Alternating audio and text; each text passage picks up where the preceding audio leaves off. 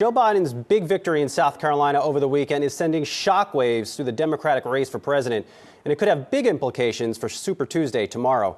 Jessica Smith is live in our D.C. bureau. Jess, what's at stake tomorrow? Brian, there is a lot at stake tomorrow. This is the biggest day of the 2020 race so far. 14 states will hold nominating contests, and about a third of all pledged delegates are up for grabs. 99 of those delegates are up for grabs in Virginia, and that is set to be a highly competitive race. Joining me now to break it all down is former Governor of the Commonwealth, Terry McAuliffe. Governor, thank you so much for joining us today. Jessica, thank you. I'm down here in beautiful Richmond. We just had a great press conference. We had the vice president here last night, 1,600 people in Norfolk. We're going for Joe Biden tomorrow. Well, I want to start with some of the latest news in this race. That was last night. Former Mayor Pete Buttigieg suspended his campaign. Do you think other candidates need to drop out now?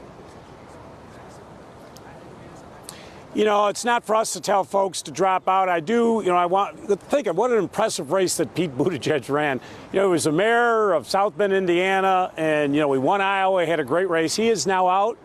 I'm hoping he'll endorse Vice President Biden, but he's got to make his own decision. But I think after we go through Super Tuesday, after we go through tomorrow, 14 states in American Samoa, I think people have to, Jessica, tomorrow, they have to look at the map and do they have a pathway to the nomination? If they don't, we need to get this down to a two-person race. If you think you have a viable path, you got to make your own decision. But we're now getting to the point that we have got real distinctions to make. And after tomorrow, I think those candidates got to make a very tough decision. What happens for most of them, Jessica, is they just plain run out of money.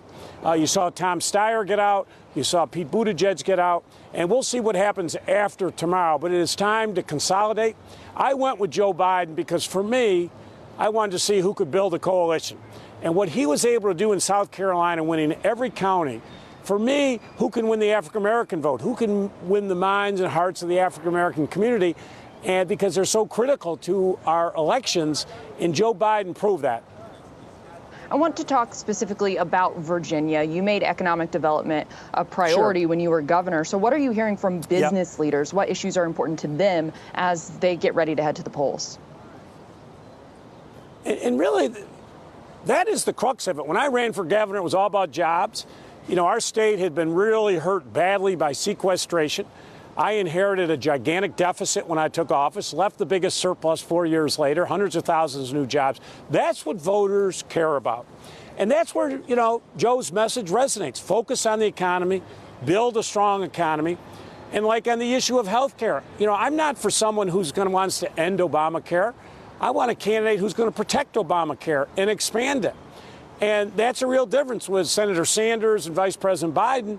You know, there's a lot of expenses, $60 trillion of all these promises that are made. You know, I was a governor. You know, I didn't make any promises that I didn't think I could keep. And Joe, practical, results-oriented, and that's what folks here in Virginia want. They want someone, a competent, someone who can run the economy, fiscally sound, grow the economy, invest in those 21st century jobs and economies that, you know, you can build and take the country to the next level and rebuild our alliances around the globe. I was all about jobs as governor. I focused on it every single day. And when I left office, you know, we'd taken unemployment all the way down from 5.4 to 3.6, hundreds of thousands of jobs created, openings. We became the #1 state for cybersecurity, data systems, unmanned systems. Those are the jobs of the 21st century, and that's what Joe Biden will do. Governor Alexis Christoforous here coming to you from the New York Stock Exchange. Tomorrow's going to be the first day Mike Bloomberg will be on the ballot. In many ways, he is seen as the alternative to Bernie Sanders in much the same way Mr. Biden is. And, you know, money doesn't seem to be an issue for the 6th richest man in the world. During an interview yesterday on 60 Minutes, Mike Bloomberg basically said he would spend what he has to in this race. So how much of a threat is Mike Bloomberg to Joe Biden at this point, given that they seem to be going after the same base, the moderate Democrat? I think you're right. If you look at the polls here in Virginia, I think both Joe Biden and Michael Bloomberg are both in the low 20s, as is Bernie Sanders. And, you know, my personal, being the governor of the state, I think most of those Bloomberg votes are probably votes that would go to Joe Biden. But listen, Mayor Bloomberg has put a lot of money into this campaign. I will say I'm a good friend of the mayor's. He was very helpful to me when I ran for governor. He was very helpful on the issues of climate change and gun protections. He invests a lot of money in this state. But after tomorrow, and listen, he's obviously going to go to tomorrow. He's invested a tremendous amount of money, but he's got to tomorrow and the next day make a decision. Does he have a pathway? Because, what he wants to make sure, in my conversations, I did a press conference with Mike recently here in Richmond, he wants to beat Trump. I mean, that is his mission. He will do anything he possibly can. So he's got to make the decision, what is the best way for us to beat Donald Trump? And he's got to make that decision, I think, after tomorrow night. Governor Brian Sozzi here. Switching gears to the coronavirus outbreak, how pleased have you been with the Trump administration's response so far? I mean, listen, it's been sad. I mean, he called it a hoax. It'll go away in the spring. Now we've seen how it's affected so many Americans, and many more will be, obviously, we're finding out now that there'll be many more that will be uncovered who probably have coronavirus. So this is very serious. You're up on the street. I speak for many Americans. Last week was not good for any of our portfolios, $7 trillion, whatever, lost in the market around the globe. I mean, this could be devastating for our economy. And, they come out and say, oh, we're going to lower rates by 0.5%. That's not going to matter. The issue in this country today is not a demand problem.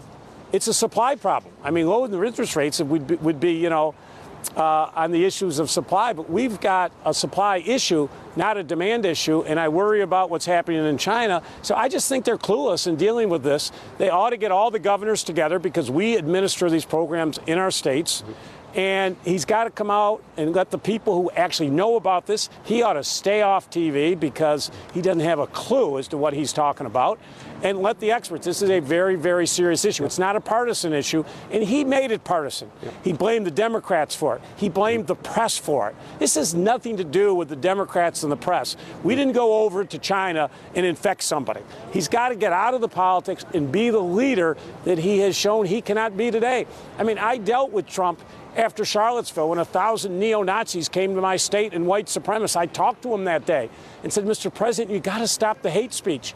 And he agreed. He said, Terry, I want to work with you. And then he came out and said there's good people on both sides. He does not know how to deal with a national emergency. He does not know how to be the moral, spiritual leader of this country in times of very difficult circumstances. And as I say, he doesn't, on the economy, on the tax cut and the debt we have today in this country. But, we have a real issue in this country today. It's not demand, it's supply. And talking about interest rates is not going to do anything. But he's got to get focused and get the governors involved. All right, we'll have to leave it there. Governor Terry McAuliffe and Jessica Smith, thanks so much. Thank you.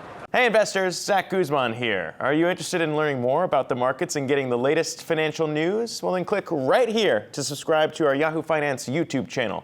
Get the latest up-to-the-minute market analysis, big interviews in the world of finance, and information on how to manage your money every day wherever you are.